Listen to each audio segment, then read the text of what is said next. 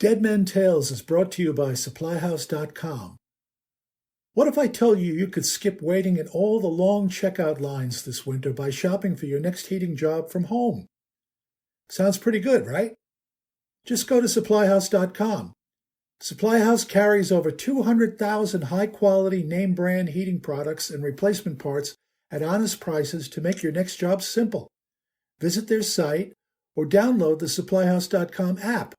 Browse their full inventory and get the parts you need shipped directly to your door. See? Not a single line. So kick back by the fire. Save time shopping online with SupplyHouse.com. From HeatingHelp.com, it's Dead Men Tales. I'm Dan Holohan. I know, you're not burning coal at home.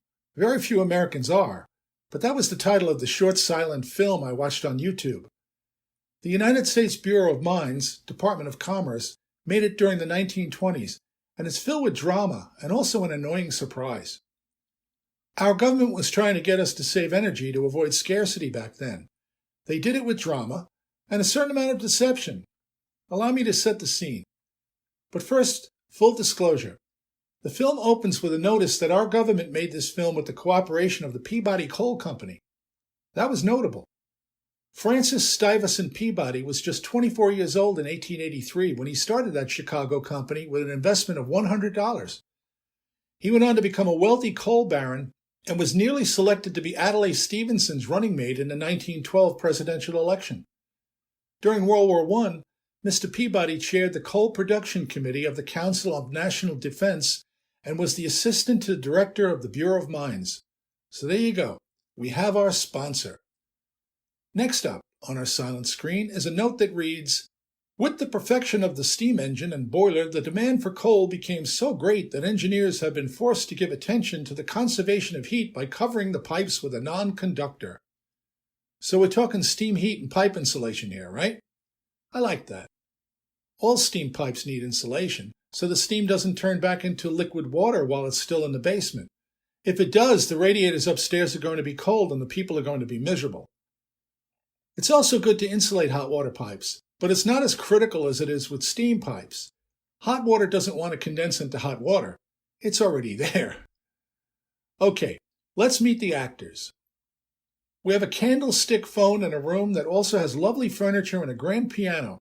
Clearly, the folks who live here are enjoying the fruits of the roaring 20s.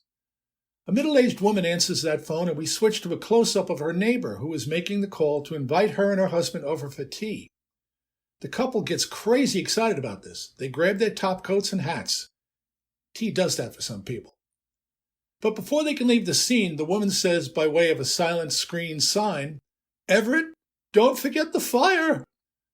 Everett makes an aha crap gesture and heads for the basement. He's wearing a suit, of course. He grabs the coal shovel and uses it to open the boiler's door.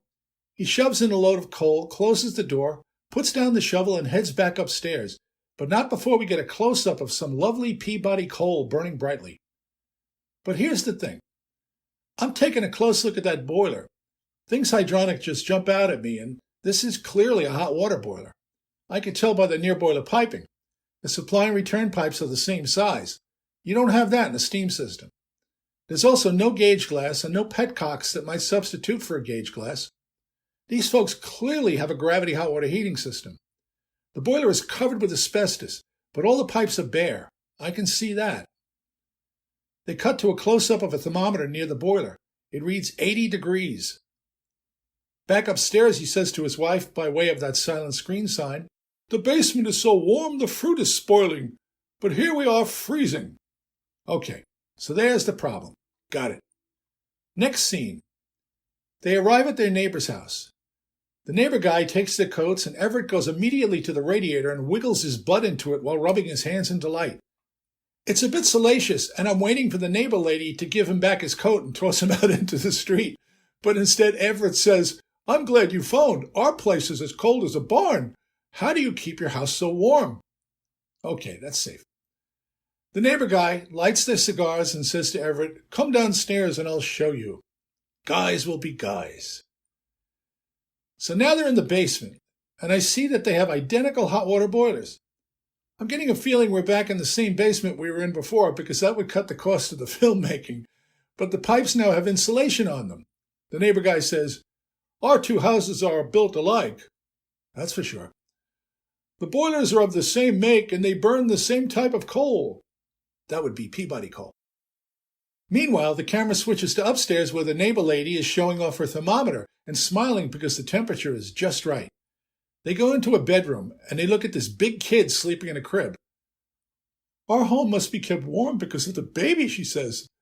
The kid wakes up and smiles on cue, happy and warm. Cut.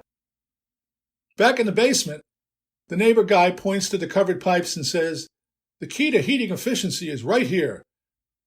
The covering keeps the heat inside until it travels upstairs where we want it." He shows a thermometer. It sure is cool down there in the basement. They head upstairs and all sit down for tea. There happens to be a teapot under a tea cozy. How's that for a prop? "This tea cozy is a good example of heat saving," the neighbor guy says.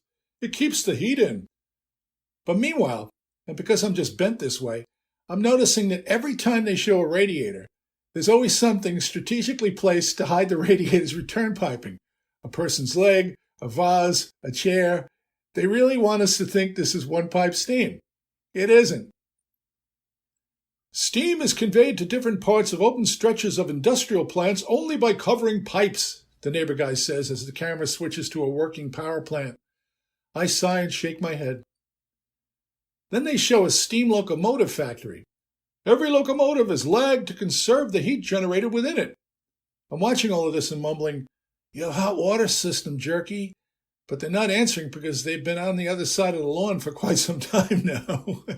The lovely Marianne comes into my office and asks who I'm talking to.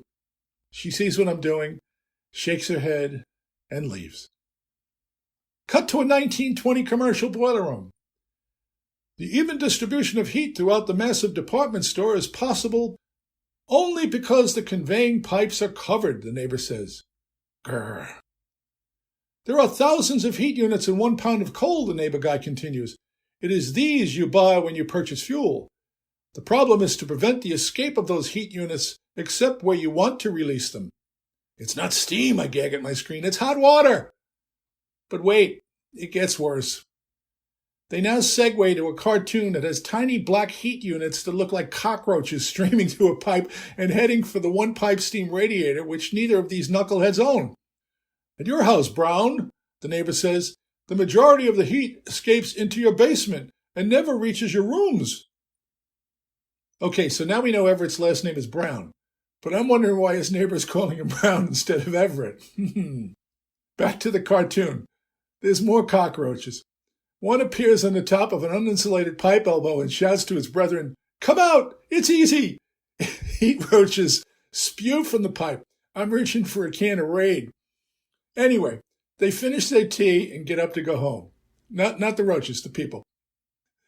One of the chairs is conveniently blocking the return pipe of the radiator next to the table. Good catch, film crew.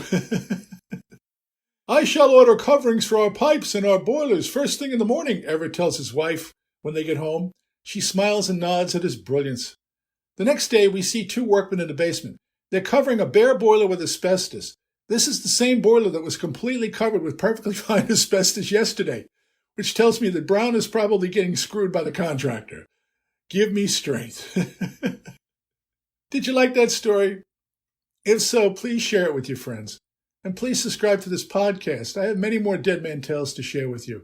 And I appreciate you for taking the time to listen. The listener is more important than the storyteller. Always. I'm lost without you. Thanks.